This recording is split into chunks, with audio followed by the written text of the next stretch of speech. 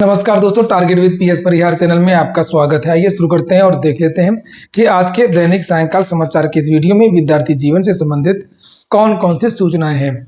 तो वीडियो को जल्दी से लाइक कर दें, शेयर कर दें और जिन छात्रों ने चैनल को अभी भी सब्सक्राइब न किया हो तो जल्दी से सब्सक्राइब कर लें ताकि आप लोगों को इसी प्रकार की ऑथेंटिक और सॉलिड अपडेट्स सबसे पहले मिलती रहे। चलिए शुरू करते हैं।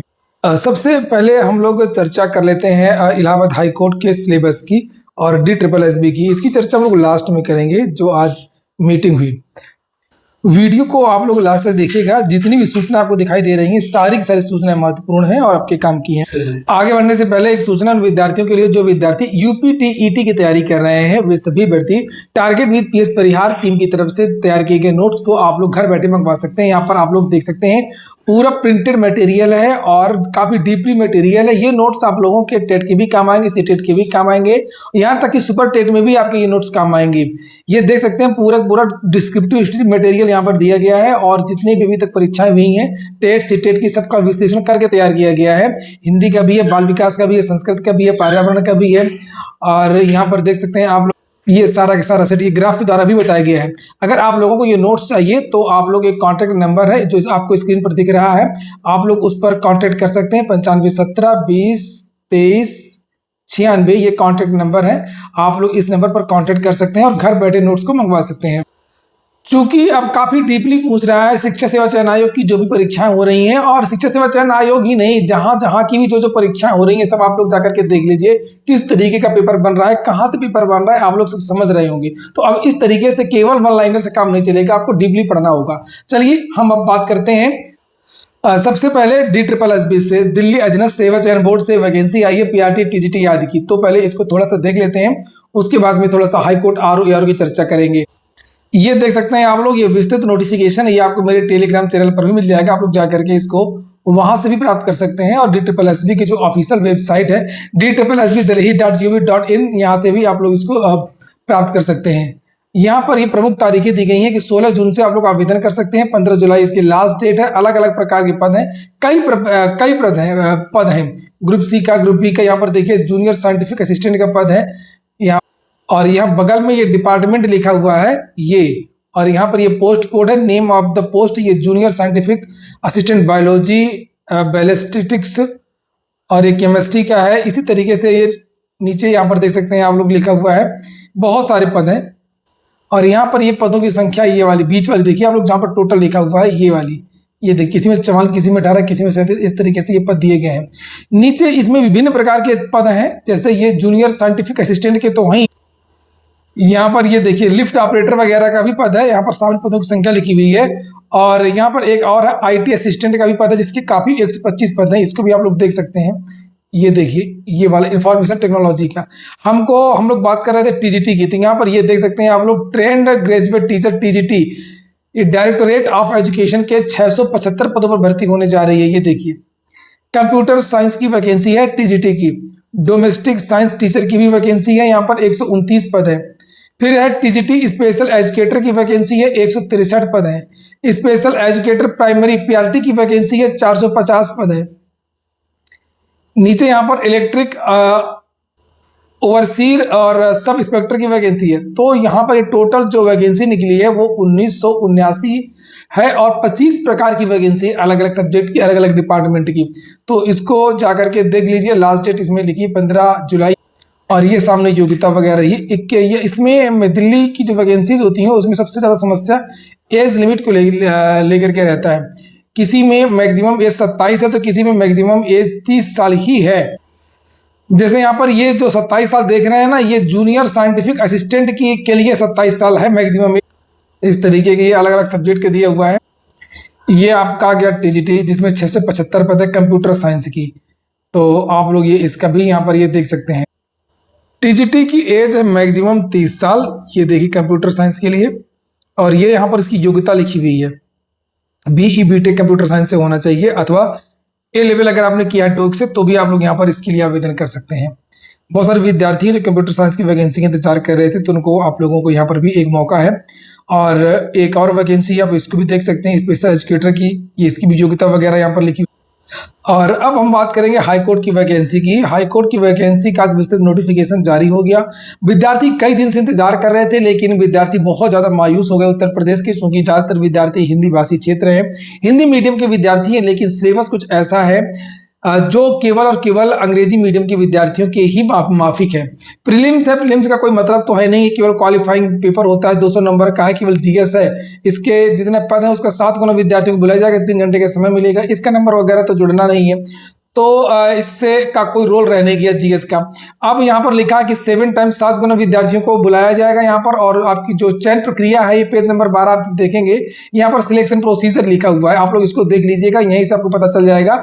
प्रीलिम्स, मेंस और टाइपिंग 3 इसमें स्टेजेस दिए हुए हैं, और जिसमें आपकी जो मेरिट बनेगी उसके बारे में नीचे जानकारी दी गई है कि मेरिट केवल और केवल स्टेज सेकेंड और थर्ड के अनुसार ही बनेगी। अब जिसकी आलोचना हो रही है सोशल मीडिया में आज सुबह से, वो यही है कि देखिए आखिरकार जो ग्रामीण क्षेत्र के विद्यार्थी उनके साथ में इतना बड़ा अन्याय क्यों, जो ये जैसे लग रहा है जैसे पूरा अंग्रेजी का टेस्ट हो रहा हो, इंग्लिश विषय का हो रहा हो, इंग्लिश का टीजीटी, इंग्लिश का पीजीटी या इंग्लिश का जो भी कोई भर्ती हो जिसमें इंग्लिश के विषय का एग्जाम लिया जा रहा हो। जैसे एक आपको इसमें ऐसे राइटिंग लिखना है, इंग्लिश में ही पूरा निबंध इंग्लिश में ही लिखना है, ये देखिए। और यहाँ पर लिखा भी है कि आप बिल्कुल कॉन्स्टिट्यूशनल एक्यूरेसी होनी चाहिए, बिल्कुल कॉन्सेप्चुअल क्लियरिटी होनी चाहिए, रिलेवेंस टू द टॉपिक, सब कुछ बिल्कुल क्लियर कट होना चाहिए, और लॉजिकल स्ट्रक्चर में। और उसमें सेक्शन बी में देखेंगे तो वो भी आपका प्रेसी केवल इंग्लिश में ही प्रेसी लिखना है, हिंदी नहीं है। जैसे आप लोग आरओ जो लोक सेवा आयोग का होता है ना, उसमें हिंदी आलेखन वाला पेपर होता है, तो उसमें हिंदी हिंदी हिंदी होता है, वो केवल हिंदी वालों के लिए है, और ये केवल अंग्रेजी वालों के लिए है, बस इतना समझ लीजिए। जितना वो वाला आरओ का पेपर हिंदी मीडियम के लिए है, उतना ये वाला इंग्लिश मीडियम के लिए है। तो यही इसी का मेरिट में नंबर जुड़ना है। तो यहाँ पर ये प्रेसी राइटिंग इंग्लिश की, इंग्लिश का निबंध लिखना है, और उसके बाद में आप लोगों को ट्रांसलेशन लिखना है, Hindi to English, English to Hindi, बिल्कुल। और उसमें लिखा भी है कि बिल्कुल सही लिखना, गलत नहीं, बिल्कुल नहीं। Special emphasis shall be laid on accuracy of meaning, terminology and formal tone, grammar and sentence structure, सब देखा जाएगा। उसके बाद में फिर एक कंप्रीहेंशन है, ये देख लीजिए यहाँ पर कंप्रीहेंशन, ये भी इंग्लिश में ही है। तो इंग्लिश का टेस्ट हो रहा है, इसी से विद्यार्थियों में बहुत ज्यादा नाराजगी है। और ये जो पेपर है वो 150 नंबर का आपका ये वाला होगा, स्टेज आपका जो सेकेंड है, 150 नंबर आप जोड़ सकते हैं, 30 30 60 60 और 50 110 110 और नीचे 40 150 नंबर ये हो गया आपका। और उसके बाद में टाइपिंग है 50 नंबर की है, क्वालिफाइंग नहीं है, नंबर है, जितना करोगे उतना नंबर मिलेगा। तो अगर आपने 500 वर्ड कर लिए 20 मिनट में, तो बिना गलती के वही उसी फॉर्मेट में जो फॉर्मेट आपको दिया गया है, तो पूरा नंबर आपको 50, हालांकि 50 तो नहीं मिलेगा। नीचे यहाँ पर लिखा है एक कॉपी ऑफ टेक्स्ट दी जाएगी।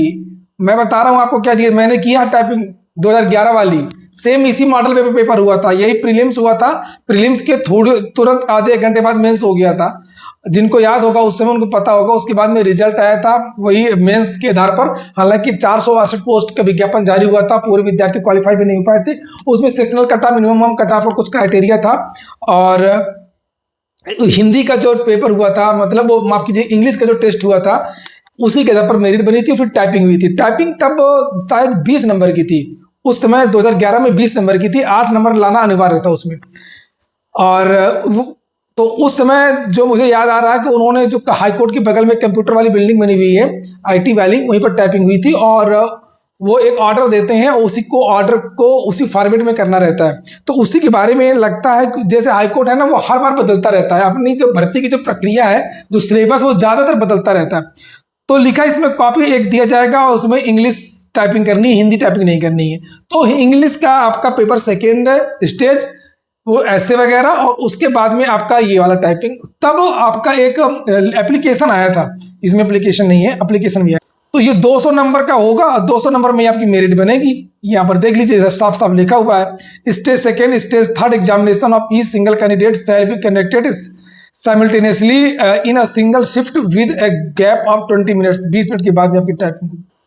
इसी का विद्यार्थी विरोध कर रहे हैं, और इसी से विद्यार्थी बहुत ज्यादा दुखी। यहाँ पर ये देख लीजिए आप लोगों को, टाइपिंग में एक वो भी है, यहाँ पर लिखा हुआ, ये देखिए, नो नेगेटिव मार्किंग, लेकिन minimum qualifying marks 25 marks out of 50।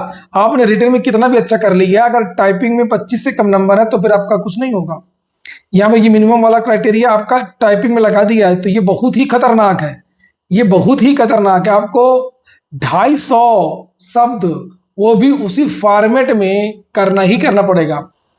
इस टाइपिंग में जो ये दिया है इसमें कहीं नहीं लिखा 25 वर्ड, नोटिफिकेशन में तो लिखा है 25 वर्ड पर मिनट। 25 वर्ड पर मिनट तभी पढ़ा, इसमें आप समझ लीजिए 250 वर्ड आप करोगे तब 25 नंबर मिलेंगे। यानी कुल मिलाकर के आपकी जो टाइपिंग हो 35-40 की होनी चाहिए, तब आपको 40 नंबर मिल जाएगा बिना गलती। जो इटैलिक में है वो इटैलिक में, जैसे जो बोल्ड में है वो बोल्ड में, आपको जैसे यहाँ पर सेक्शन डी लिखा है कि थोड़ा सा हाईलाइट किया गया है, जैसे यहाँ पे बिल्कुल इसी फॉर्मेट में जो दिया जाएगा वैसी टाइपिंग करनी होगी।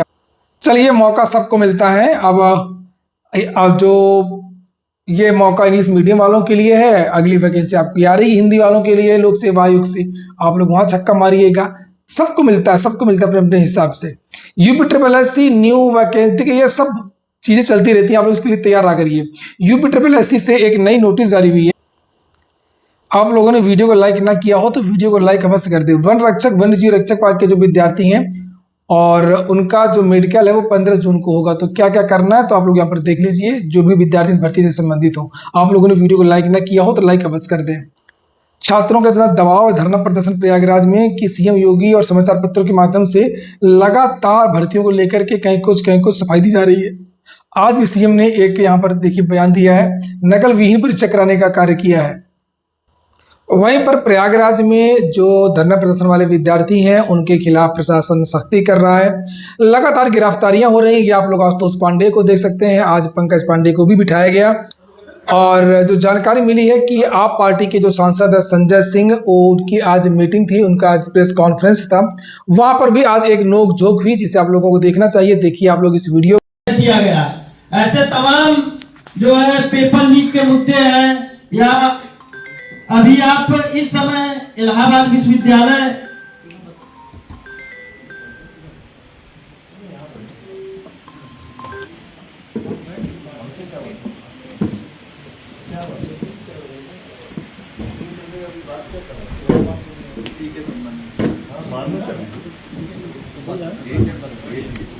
अरे आप बताइए ना, आप लोग मीटिंग में आए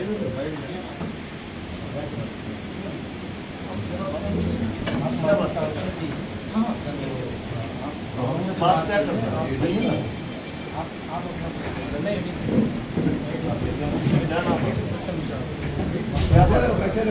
बैठे रहे यहाँ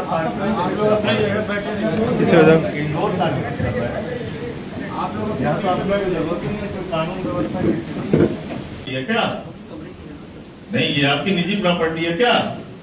तब ये हमारे पैसे से बना हुआ है कॉन्फ्रेंस हॉल, जनता के पैसे से, इसमें आपका कोई अधिकार नहीं। आपका काम है लॉ एंड ऑर्डर देखना। कोई पब्लिक प्लेस पे कोई कार्यक्रम हो रहा हो, कोई आपको डिस्टर्बेंस हो रहा हो, कोई रोड ब्लॉक हो रहा हो, वहां आप आ सकते हैं। यहाँ आप आ ही गलत गए और मैं अपने प्रिविलेज कमेटी में शिकायत करूंगा आप लोगों की। ये ठीक बात नहीं है। एक सांसद के विशेषाधिकारों का हनन कर रहे हैं।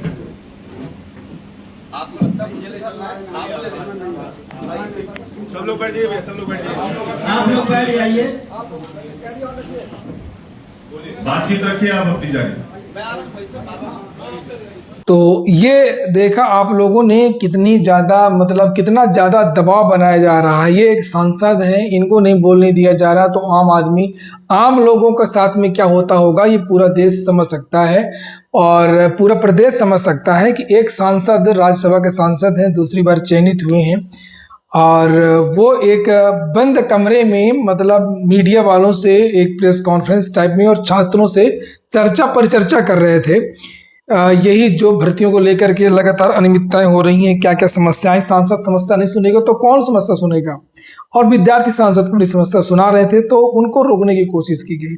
अब आप लोग समझ सकते हैं, फिलहाल अच्छी खासी झड़प हुई और यहाँ से इनको बैरंग वापस जाना पड़ा, लेकिन आप देख सकते हैं आप लोग किस तरीके से दबाव बनाया जा रहा है। आप लोग इस वीडियो को ज़्यादा से ज़्यादा शेयर कर दें, ज़्यादा से ज़्यादा वायरल कर दें। ये हो गया आज का वीडियो आपको अच्छा लगा, आपके काम का हो तो लाइक अवश्य कर दें। जिन छात्रों ने चैनल को सब्सक्राइब न किया हो सब्सक्राइब कर लें। पूरा वीडियो सुनने के लिए बहुत बहुत धन्यवाद।